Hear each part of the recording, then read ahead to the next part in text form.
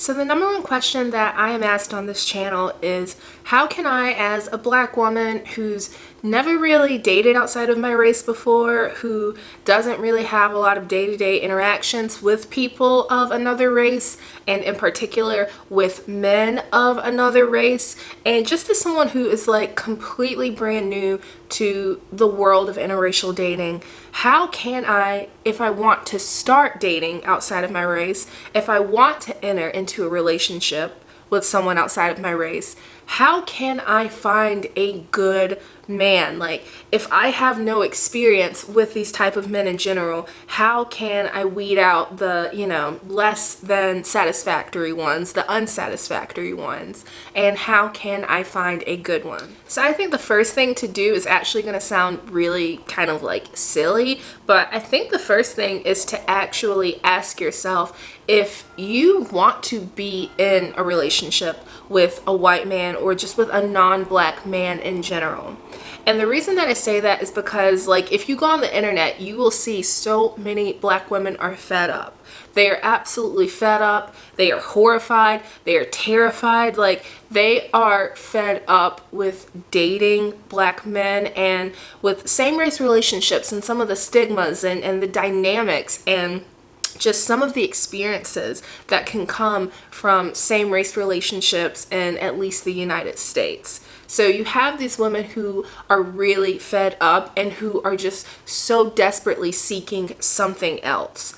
And the antithesis, the opposite, like the complete opposite of the black man for some black women is a white man, right? Like, that's seen as like as far away as you can get from a black man. But it's really important in you being fed up and you being frustrated, which I understand and I hear, but it's important that you don't let those emotions cloud your judgment and you don't let these like temporary transient emotions make such an imprint and such an impact and such an influence on your future choices, on your future decisions. And so what I'm kind of trying to get at is, like, if you are someone, and take it from someone who is in an interracial relationship, and I think an amazing one with an amazing person. Like, I think I'm with the love of my life, right? And at the same time, an interracial relationship isn't inherently going to be like the key or like the magic potion or the secret to a successful, long-lasting relationship.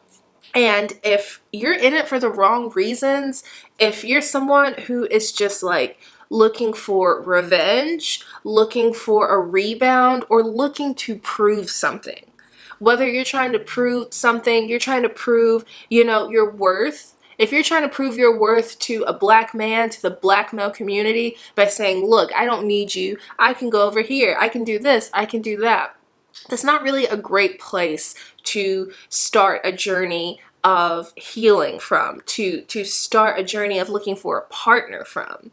Don't go trying to prove something to someone else, and definitely don't go trying to prove something to yourself. Like, the situation, the outcome that you will receive when you are searching for love from a place of being healed, of being secure, of being independent, that's going to yield you a greater bounty, a more like heartwarming, a more, I keep thinking nutrient filled, and you'll see why I'm thinking that later. That's going to be a point later on in the video. But like, if you date from a place of being healed, of having self-love, self-worth, without ever thinking that you have to prove something, that you have to get revenge, you are going to have a far greater experience. So I'm going to share something pretty personal with you all. Before I met my current partner, before I met my Mikey, who I love and adore, I was really adamant that I was going to look at the mistakes of my past when it came to my relationships, which I don't feel like I made like horrible mistakes. I don't think I was just like missing all the red flags, right? But there's always ways that we can improve and that we can look for better. And so I did two things.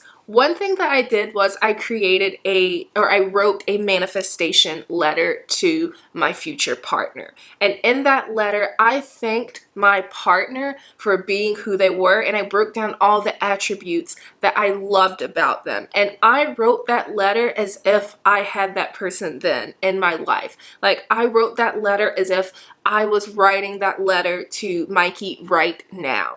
But y'all, as much as I am a dreamer, as much as I am a hopeless romantic, I am a realistic person. I am a realist. I'm a Virgo. You know what I'm saying? Like, I need realistic, actionable steps. I need like an outline. And so in addition to this beautiful letter that I wrote, I made a list of non-negotiables. For me, I think I ultimately pared it down to 5 non-negotiables, but I made a list of things that, like, if I meet someone, they have to have these 5 things. They have to have these 5 characteristics, these 5 attributes. And whenever I went on a date with someone, if those individuals did not have those things, no matter how amazing they were, I was no longer going to entertain dating them. Once you have put that together, it's really important, and when you're dating and getting to know people, that you try as best as you can to do things with those people, go on dates with those people that allow them to show you who they are and do less of telling you who they are. Like, it's awesome to go get dinner and to get a coffee, but realistically, like, yes, you can have a great conversation and you can learn a lot about that person, but you learn the most about people in like the heat of the moment and like on the field. Like when you're doing field work, you know, like that's when you learn the most about who people really are, and not just what they say about themselves or maybe what they think, but isn't necessarily true.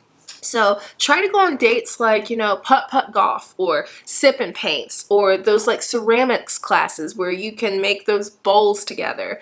You know, like dates that have some sort of activity so that they can show you whether or not they truly are patient, they truly are kind, they truly are critical thinkers, they are good team players, like the attributes that make for a long-lasting relationship. All right, I'm gonna say something that I just feel like deep down, even though I feel like people are gonna be really, really mad at me for saying it, I think it needs to be said. And what that is that it is not enough for you to just be like, you know, who cares what I bring to the table? I am the table. And here's my beef, like here's my issue with that way of thinking. We are all tables. Like, we are all tables. All of us are tables.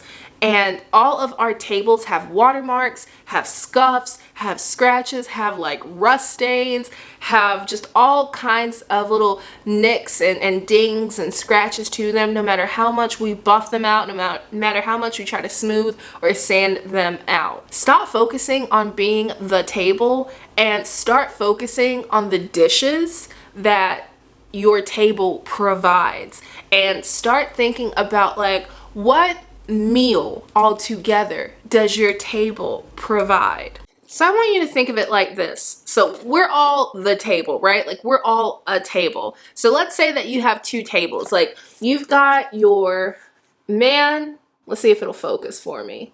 And then you've got your woman. These are your 2 tables right here. So those are your 2 tables.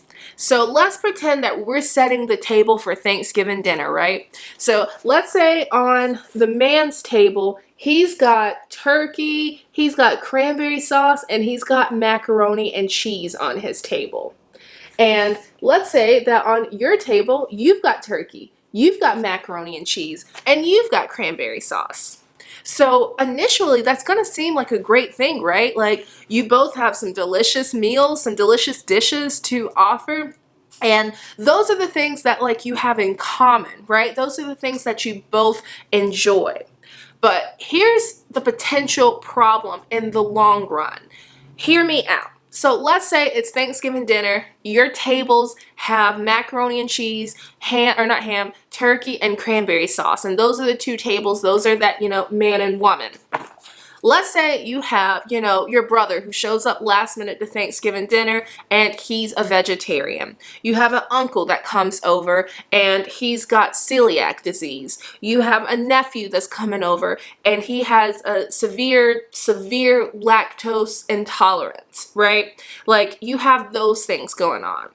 And those things, I know this is a really extended metaphor, but those things are the equivalent of like obstacles, of hiccups that you are going to experience in life together. So yes, you two have a lot to offer on your tables, but there's not a lot of diversity in what you have to offer on those tables, right? So when those individuals show up, when those obstacles show up, when those hiccups, those inconveniences show up, it's not the most well-rounded table. It's not the most well-rounded set of attributes to deal with those obstacles, those hiccups, those inconveniences. Okay, so now imagine this scenario where the two of you, you're still those tables. Now in this scenario, you have got the man who's got the turkey, he's got the mac and cheese, and he's got the cranberry sauce. But on your table, there's ham, there's mashed potatoes, there's a green bean casserole,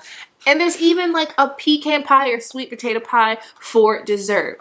Now that table has something that can accommodate everyone, that can tackle all of those obstacles, all of those inconveniences that life throws at us. This is a well-rounded table that is going to provide you all of the nutrients that you and those that you are bringing into your life and that come into your life will need. The last thing is that for so many Black women, we're being encouraged to date outside of our race so that we can date up, right? So that we can improve our socioeconomic status. And do not get me wrong, I am here for that. I am here for that. Like, I am here for that. And at the same time, we have to be smart and we have to be realistic about this. Realistically, dating up is not easy, and that's why everyone doesn't do it, and that's why you don't see it everywhere, because rich people, established people want established people. That's how generational wealth works, is keeping it within a family and passing it down. And if you do bring someone in from the outside, you better bet it's probably going to be someone who has equal or more to contribute to that wealth. And you know, like, people just say all the time, well, you just got to date a wealthy man, just date a wealthier man. And I'm here for that. I'm here for that. But you have to be smart and you have to be realistic. Most of us, online dating can help with this, but most of us are very limited in our dating options to our immediate environment. And our immediate environment is largely determined by race, by class, by education. Like, those are the things that largely determine our environment from which we can date within. So what you are better off doing is becoming established yourself. Instead of pursuing a certain man within like a certain socioeconomic level, within a certain or on a certain socioeconomic rung of the ladder, become that man, become that person so that you can go to those environments comfortably where those people are. Like, you know, they want to tell you, go to these fancy events, go to these cocktail parties, go to these charities, go to this and go to that, go to these nice bars. Those drinks, those cocktails at those nice bars are not cheap. And you can't just go there thinking that just any Tom, Dick, and Harry is going to pay for those drinks every time you go. Let's say you go once or twice a week. Like, girl, that is going to add up. Even just the cost of getting yourself together to go to those places, that's gonna add up. I'm not trying to say it's not worth the investment. I'm just saying it is going to add up. It is going to add up, and it is going to be a sacrifice. And you have to consider, okay, if I'm investing here, what do I have to take away from to be able to invest there? You know, that's what I'm saying. Like, it's so much easier when you are just established on your own.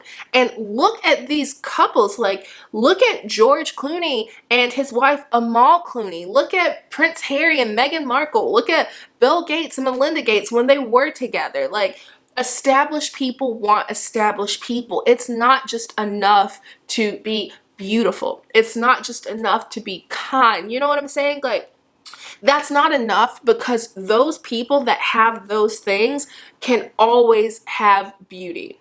They're always going to have the cream of the crop. You know what I'm saying? Like, they will always have the cream of the crop to pull from. And so you're better off making yourself, doing what you can to be the best version of yourself, so that you can go into those spaces comfortably as the cream of the crop, and so you can be independent enough to have discernment when you're in those spaces. All right, everyone, thank you so much for watching today's video. I feel like I was kind of yelling at you all, but I yell with love. I yell with so much love and so much passion. And, you know, I realized that this video was more about how to find a good man. If you are looking for where to find one, I will link some videos down below that I've made. I think I've made like a 5-part series on where to find good white men. So I will link that down below in the description box. And thank you again so much for watching. And until next time, stay safe, be well, and I will see you all soon. Bye, everyone.